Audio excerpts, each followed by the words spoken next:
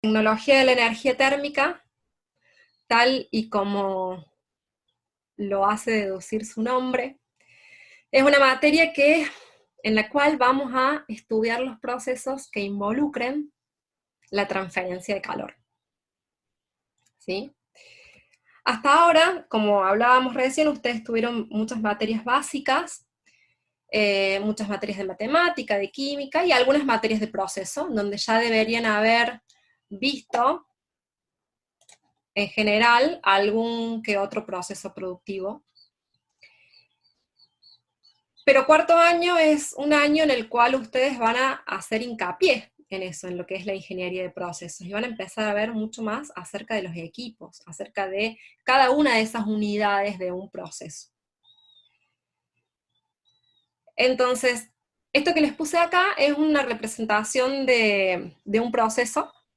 En este caso es, tal como les indico acá, es una planta de reformado catalítico de nafta, solo para que vayan teniendo el nombre, pero no es algo que le incumbe a esta materia, sino que como trabajé en petróleo, me gusta siempre ponerles algún ejemplo acerca de este tipo de plantas.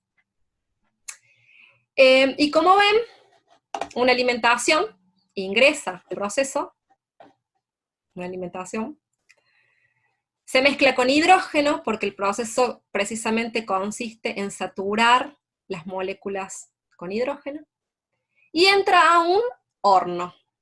¿Sí? Luego del horno pasa a un reactor, ¿sí? Un intercambiador de calor, y se separa. Esto es un drum de separación, en donde por un lado sale gas, y por el otro lado se va el líquido, para ser destilado. Entonces, como ven acá, tienen un proceso bastante amplio, con muchas unidades. ¿Sí? En este ejemplo, ustedes ven, primero que nada, unidades en donde pueda haber algún tipo de cambio químico, ¿sí? Un proceso químico, que en este caso, ¿cuál sería? El reactor. Pero después hay unidades de proceso en las cuales no hay un cambio químico, sino un cambio físico, ¿sí? Y esas son las denominadas operaciones unitarias. Ustedes en cuarto año van a tener materias como operaciones unitarias 1, operaciones unitarias 2, tecnología de la energía térmica, ¿sí? Que también, precisamente, trata alguna de esas operaciones unitarias. Porque esas operaciones unitarias que no tienen que ver con una transformación química, sino más bien con un fenómeno físico, pueden dividirse en tres grandes grupos, generalizando. Aquellas en las que ocurre transferencia de la cantidad de movimiento, tal vez esto ya lo escucharon nombrar en fenómenos de transporte. Aquellas en las que ocurren transferencias de calor, y aquellas en las que ocurren transferencias de masa. ¿Sí? Transferencias de la cantidad de movimiento, a ustedes seguramente les hace referencia a ver si me sale, bueno, deberían estar marcadas acá, bombas, acá aparecieron, ¿sí? Transferencias, por ejemplo, un ejemplo, ¿sí? Por supuesto que tienen que ver con cantidad de movimiento, cantidad de energía cinética, ¿sí? No solo van a ser bombas, sino también compresores, filtración, centrifugación, pero esas serían operaciones unitarias en las cuales la principal transferencia que ocurre es la transferencia de la cantidad de movimiento. Pero también hay operaciones unitarias en las cuales lo que se transfiere principalmente es precisamente calor. En este caso, esta es la representación de un horno, dijimos. Esta es la representación de un intercambiador de calor. Y también hay unidades en las cuales hay transferencia de masa, que en este caso sería una destiladora, por ejemplo. Pero estas son generalizaciones y son divisiones muy estrictas a nivel nombre. Después en los equipos puede ser que haya equipos que tengan que estudiarse apelando a dos de estos sistemas, ¿sí? Apelando a las ecuaciones y a las leyes de los fenómenos de, por ejemplo, transferencia de calor y transferencia de masa. ¿Cómo puede llegar a ser el caso de un condensador con multicomponentes, por ejemplo? ¿Sí? Entonces, abarcando todas estas operaciones unitarias, casi les diría que estamos abarcando el total de las operaciones que pueden ver ustedes como ingenieros. Nosotros, en tecnología de la energía térmica, nos vamos a enfocar, ¿sí?, en los sistemas o en las operaciones que involucren la transferencia de calor. Y también, en algunos casos determinados, en operaciones que tengan transferencias de calor y transferencias de masa, como puede ser el caso de un condensador de multicomponente, ¿sí? Bien, ¿qué más necesito que sepan de un proceso? Que recuerden de lo que vieron hasta ahora de un proceso. Que recuerden que en un proceso hay corrientes que se denominan de proceso y hay corrientes que se denominan de servicios auxiliares, ¿sí?, o de utilidades. Bien, una corriente de procesos, ¿cuál era? Una corriente de procesos era que está involucrada en el balance de masa de la planta. Y una corriente de servicio, o una utilidad, es aquella que no está presente en el balance de masa de una planta, pero que sí, sin embargo, está presente en el balance de energía. Por ejemplo, agua de enfriamiento, ¿sí?, o vapor.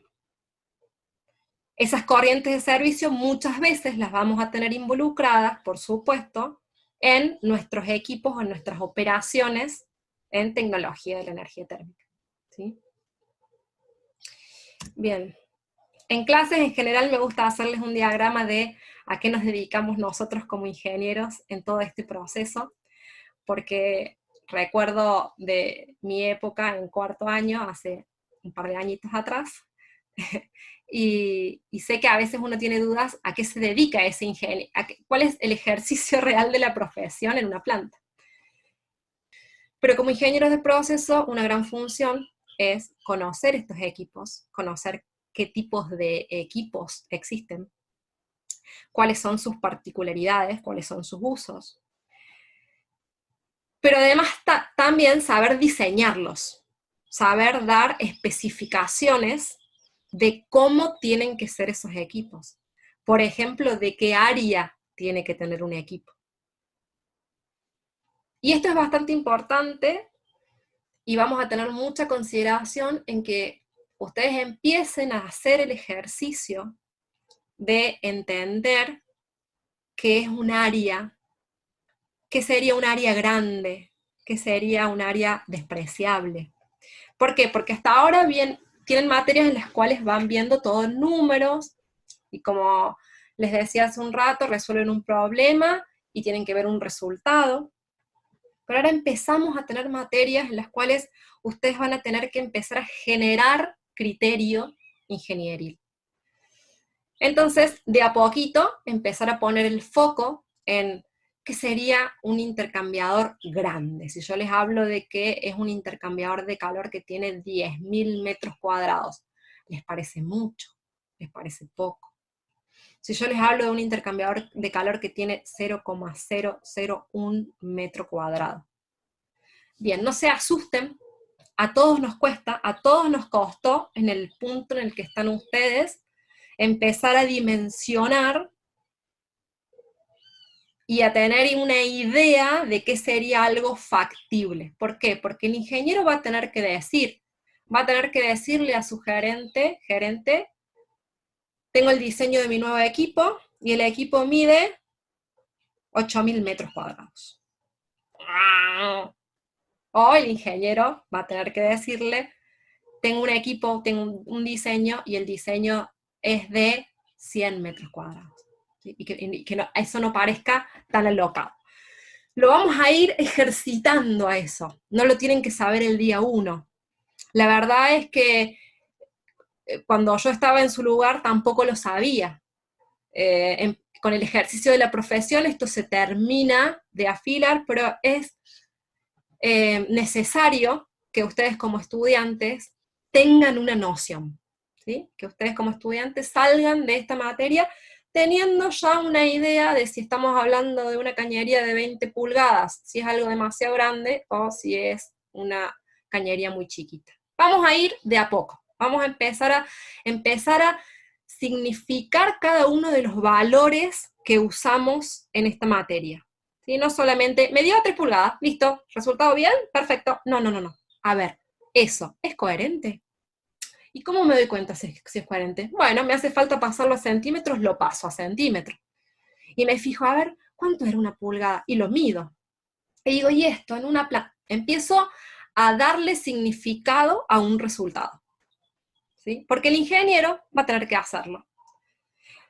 Y el ingeniero necesita saber diseñar esos equipos, saber elegirlo, saber comprarlo, y también necesita saber monitorearlo.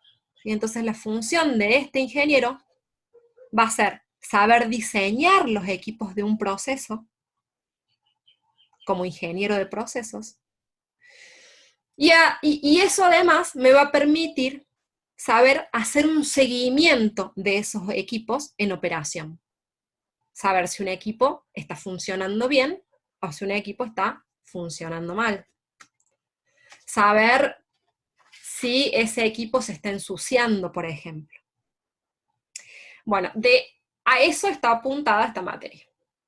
Entonces, a que ustedes conozcan los tipos de equipos que existen, vamos a dar, por supuesto, ejemplos, y el dictado es acerca de los equipos más comunes y acerca de los equipos de los cuales tenemos información, tenemos bibliografía, porque luego hay equipos, unidades de proceso, que son de algún diseño especial que alguna empresa hace y tiene reservado la información acerca de su diseño. Nosotros nos vamos a centrar en los equipos de uso más común, que seguramente van a encontrar en el ejercicio de su vida profesional, y que además les va a sentar y les va a servir de base para ustedes extender ese mismo criterio de diseño y ese mismo conocimiento, lo van a poder extender a cualquier nuevo equipo que se les presente. Y el primero de ellos, que es intercambiadores de calor, ¿por qué es el primero? En parte porque si hay algo que si hay un equipo que van a encontrar en su vida profesional, y que pueden considerar que es de los más comunes de encontrar, es precisamente un intercambiador de calor. ¿A qué le vamos a llamar intercambiador de calor? Le vamos a llamar intercambiador de calor a un equipo en el cual una corriente, sea de procesos o de servicio, ceda calor y otra corriente tome calor, pero que en ninguno de los dos casos esas corrientes cambian de fase. En el caso en el que cambien de fase, ya no van a ser denominados intercambiadores de calor, sino que específicamente, por ejemplo, si alguna de las corrientes, como consecuencia de ceder calor, se condensa, entonces estaremos hablando de condensadores. O si se vaporiza, estaremos hablando de vaporizadores, ¿sí? En el caso de los intercambiadores de calor, entonces estamos hablando de que no va a haber cambio de fase. Hay distintos tipos de intercambiadores de calor, algunos los van a ver conmigo, en este caso es lo que les comentaba al principio, los temas los van a arrancar y terminar con el mismo profesor. Conmigo van a ver intercambiadores de doble tubo e intercambiadores de carcasa y tubo, y con el ingeniero Kutzer van a ver intercambiadores de placas.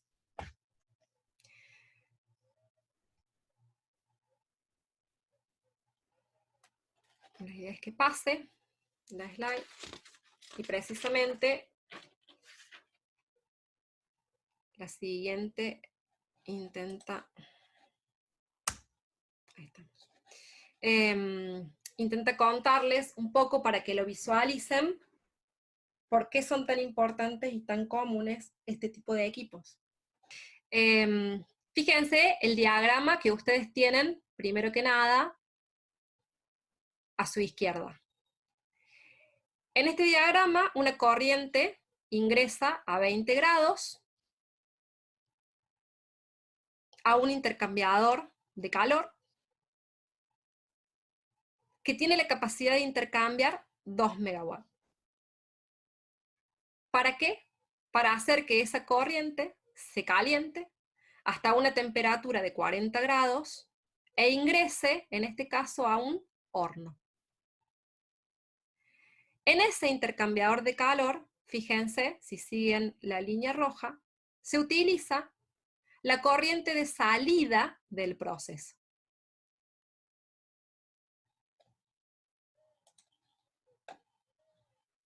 ¿Por qué? Porque esa corriente de salida seguramente tiene que ir a estoquearse a tanque y necesita ir fría, por ejemplo.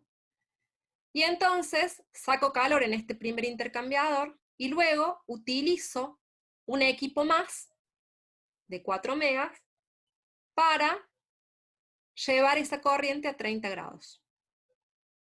Para hacer eso necesito intercambiar 8 megas en el horno, de manera que la corriente ingrese al reactor a las condiciones deseadas, a las condiciones especificadas por el proceso, que son 120 grados. Resulta que ahora viene un ingeniero, viene alguno de ustedes ya recibido, y diseña un nuevo intercambiador. Ya vamos a ver de qué manera vamos a poder optimizar ese intercambiador para que ahora ese intercambiador, en lugar de intercambiar 2, tenga la capacidad de hacer un intercambio de 4 megas. De manera que esta corriente que ingresa a 20 grados sale ahora a 60 en lugar de a 40 grados, ingresa al horno y ahora este horno, en lugar de tener que intercambiar 8, intercambia 6. Cumple con los requerimientos de proceso de todas maneras, porque ingresó a una temperatura mayor. Y además, sumado a esto, el intercambiador de salida, que estaba puesto para que la corriente se enfríe y vaya a tanque a una temperatura de 30 grados, ahora también tiene un requerimiento menor. Entonces, hicimos un cambio en este equipo, y como consecuencia de ello, disminuimos el consumo de energía en el horno y disminuimos el consumo de energía o de utilidad del servicio auxiliar en el intercambiador de salida. Entonces, ¿el ingeniero qué tiene que hacer? El ingeniero tiene que diseñar ese intercambiador de manera que cumpla con las especificaciones de proceso, y seguramente ese es nuestro propósito número 1. Nuestro propósito número 1 va a ser que ese intercambiador o todo el sistema de intercambio que esté en el proceso cumple con los requerimientos del proceso. Pero además, vemos que nuestros equipos también se pueden usar para ahorrar costos de servicio y de calefacción o enfriamiento. Entonces tenemos esa doble función cuando hablamos de transferencia de calor. Tenemos la función, primero, cumplir con el proceso, pero también podemos hacer más eficiente ese proceso. Y esos dos aspectos vamos a intentar abarcar en esta materia. Hasta hace unos años atrás, el tema de la eficiencia, no se hablaba tanto de eficiencia. Pero desde que existe la 50001 y la ISO 50001, y desde hace unos años atrás, desde que todo el tema del calentamiento global y los factores ambientales y demás están siendo sí más considerados también por la industria, es que el ingeniero también tiene esta doble función de cumplir con el proceso y hacerlo de la manera más eficiente para ahorrar energía. Y eso es muy importante. ¿Y cómo vamos a diseñar? Porque cuando yo les hablo de diseñar, seguramente ustedes tienen un poco borroso a qué me refiero. ¿Y cómo lo van a hacer? ¿No? Diseñar significa que nosotros vamos a ser capaces de especificar un equipo. ¿Sí? Vamos a poder decir, bueno, este equipo va a ser de este tipo. Además de que va a ser de este tipo, va a tener este diámetro de cañería, va a tener una determinada área, va a tener una determinada caída de presión, que ya vamos a recordar bien de qué se trataba el término, pero vamos a poder especificar muchas cosas de ese equipo. ¿Lo vamos a hacer completamente solos? No. La idea de esta materia es que ustedes empiecen a ver todas las herramientas que tienen para hacerlo. Pero además, si algún día tienen que cumplir esta función, si tienen que ser ingenieros de diseño, si van a tener que ustedes especificar exactamente el equipo, recuerden que existen muchas normas que están para ayudarnos a los ingenieros a poder diseñar de manera correcta, ¿sí? ¿Qué son las normas? Las normas reúnen un montón de información previa y nos guían, es una guía para que nosotros podamos diseñar de la mejor manera posible.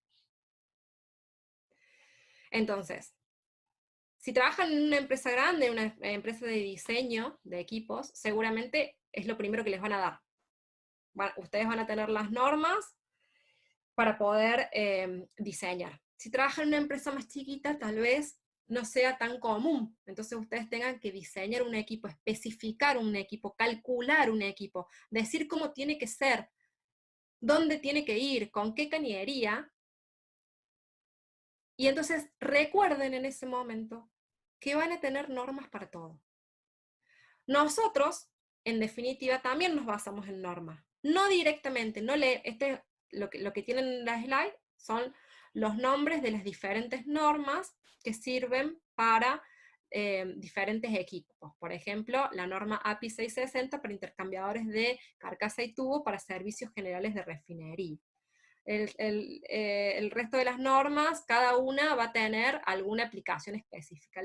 ¿Hace falta que se acuerden de todas las normas ya? No, no hace falta que se acuerden los nombres. Sepan, sí, como ingenieros, que para cada cosa que diseñen van a tener una norma de la cual se pueden guiar para poder diseñar. Ni hablar de que para recipientes a presión la van a necesitar y es una exigencia para diseñarlos. Pero en general, para algunas otras cosas en las cuales no tenemos la exigencia, de todos modos ustedes van a tener las normas como herramienta. A mí me ha tocado diseñar equipos pequeños en la refinería, y la refinería, por supuesto, que tenía sus propias normas basadas o una compilación de estas normas puestas al servicio del ingeniero de diseño. Entonces, ¿yo qué hacía? A mí me tocaba, por ejemplo, diseñar una válvula X para determinado proceso, entonces buscaba la norma que aplique a ese proceso, y la norma seguramente me decía, esta válvula tiene que tener entre este diámetro y este otro diámetro. ¿Por qué? Porque más grandes no se construyen, porque diferentes razones, pero la norma es una guía que nos acorta el camino y nos delimita el diseño. O por ejemplo, nos va a dar una indicación de cuál es la caída de presión máxima que puede tener ese equipo. ¿Sí? ¿Cuánta presión puede perder ese equipo por diseño?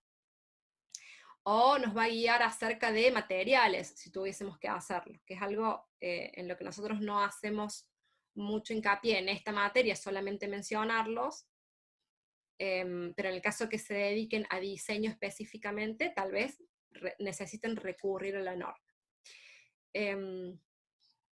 Entonces, lo que tienen que tener claro en cuanto a esto es que existen normas que nos ayudan a diseñar.